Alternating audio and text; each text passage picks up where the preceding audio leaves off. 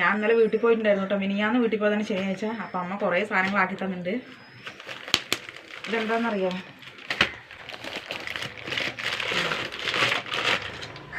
ഇത് പുളിയാണ് കേട്ടോ. നിറച്ച് പുളി തന്നു വിട്ടുണ്ട്. നമ്മുടെ അവിടെ പുളിയൊന്നുമില്ല. അപ്പുറത്തെ വീട്ടിലൊരു താത്ത ഞങ്ങൾക്ക് പുളി തന്നാണ് കേട്ടോ.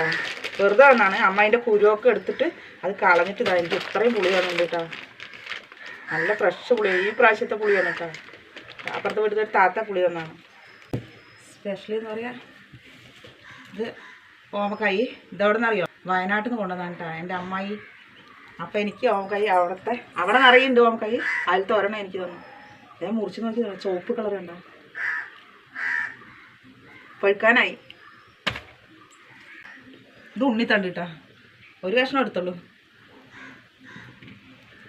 പിന്നെ സ്പെഷ്യലി എന്ന് പറഞ്ഞാൽ ഇതണ്ടാ, ഒരു സ്പെഷ്യൽ പഴമുണ്ട്. ഇതണ്ടാ, ഇത് ചുള്ളിപ്പഴം എന്നാണ് പറഞ്ഞത്. എനിക്ക് എന്താണെന്ന് അറിയില്ല, ഞങ്ങൾ കണ്ടിട്ടില്ല, ആദ്യമായിട്ട് കഴിക്കാൻ പോകണം. ഇത് പഴുപ്പിക്കാൻ വെക്കണം.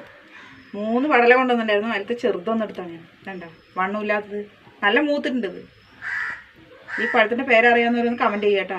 അവർ പറഞ്ഞ ചുള്ളിപ്പഴം എന്നാണ് പറഞ്ഞത്. ഇതും വയനാട്ടിൽ നിന്ന് കൊണ്ടുവന്നാണ് കേട്ടോ. പിന്നെ അന്നത്തെയും പോലെ അമ്മ 4 തേങ്ങ ആക്കി തന്നിട്ടുണ്ട്. പിന്നെന്താ പറയുക സ്പെഷ്യലി പറയാൻ, ഇത് ചേച്ചി ചിറ്റൂരിൽ നിന്ന് കൊണ്ടുവന്ന മാങ്ങയാണ് കേട്ടോ. ഞാൻ 4 എടുത്തുള്ളൂ, ബാക്കി വയനാട്ടിലേക്ക് ആക്കി കൊടുക്കുക. നല്ല മാങ്ങ. അപ്പോൾ എല്ലാവരുടെയും കൂടി സമ്മാനം കുറേ കിട്ടി, സ്നേഹ സമ്മാനം. അപ്പോൾ ഇഷ്ടപ്പെട്ട സബ്സ്ക്രൈബ് ചെയ്യുക, ഫോളോ ചെയ്യുക കേട്ടോ നമ്മളെ.